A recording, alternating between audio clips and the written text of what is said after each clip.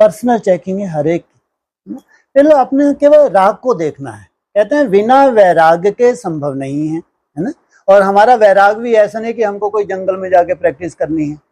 हम तो जो घर गृहस्थ में वहीं रह रहे हैं, वहीं रहना है, लेकिन चेकिंग तो करेंगे, है ना।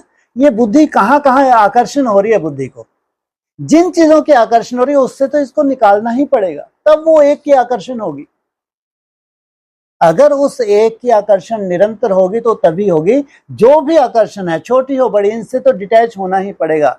चाहे आंखों के देखने की आकर्षण है, खासकर ये ज्ञान इंद्रियां, और चाहे कानों के सुनने की आकर्षण है, चाहे जीवा की आकर्षण है, चाहे स्पर्श की आकर्षण है, इन आकर्षणों से तो आपको डिटैच होना ही पड़ेगा।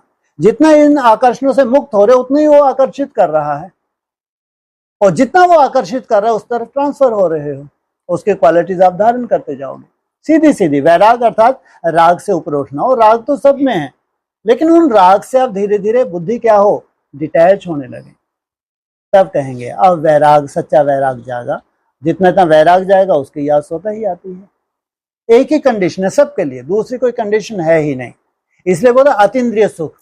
तो इंद्रियों के पार क्या सुख क्या होता है, ये पूछो गोप गोपियों से।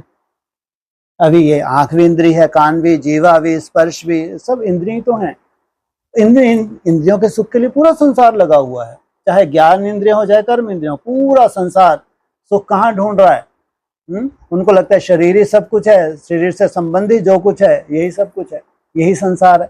सोचो अब इतना बड़ा संसार खड़ा किया, जिस दिन शरीर छूटा कहाँ गया वो संसार। सोचो पूरा जीवन लगा दिया हमने सुख के लिए, एक अपना ही संसार बनाया।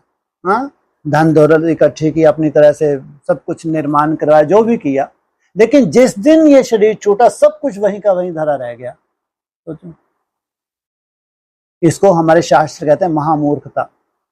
इसलिए आत्मा ही सत्य है। ये पढ़ाई गीता में भी पढ़ाई की है, आत्मा ही सत्य है, शरीर सत्य नहीं है। इसलिए आत्म चिंतन, और अब जाके संगम युग का भगवान मिला है हमको, उसने यथार्थ आत्म चिंतन क्यों सिखाया लास्ट में, क्योंकि अब समय अंतिम है। हालांकि मृत्यु तो हमेशा ही सत्य थी, पिछले अनेक जन्मों में आपने जो भी किया सब वहीं छोड़ दिया। शरीर छूटा, सब कुछ छूट गया ना, लेकिन आप संस्कार हर जन्म में साथ में लेके गए हैं। हर जन्म में आप संस्कार साथ में ले गए हैं, उन संस्कार के आधार से आपका जन्म हुआ। लेकिन अब बाबा कह रहे हैं कि अब अंतिम समय है, अब सबका मृत्यु है, वापस घर जाना। ऐसा कभी नहीं बोला, क्योंकि घर कभी गए ही नहीं थे, हमको जन्म मरण में ही आना था। लेकिन अब परम धाम जाने का समय है, सृष्टि के नए सिरे से शुरू होने का समय है।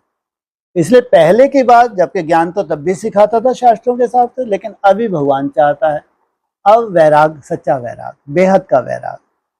मजबूरी है, हमको तोड़ निभाना है, घर गृहस्थ में तो है, तो निभाना ही पड़ेगा, लेकिन वहां रहते हुए भी कमल पुष्प समान डिटैच तो होना पड़ेगा। यही आकर्षण की वजह से वो आकर्षित उतना नहीं कर पाता। चाहे हम अपने व्यर्थ से परेशान है, किसी भी तरह के आकर्षणों से पहचान है, इससे तो ऊपर उठना ही पड़ेगा।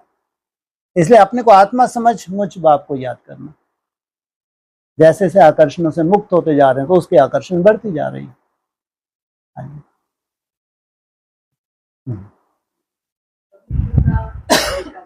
जी हाँ बिल्कुल, पवित्र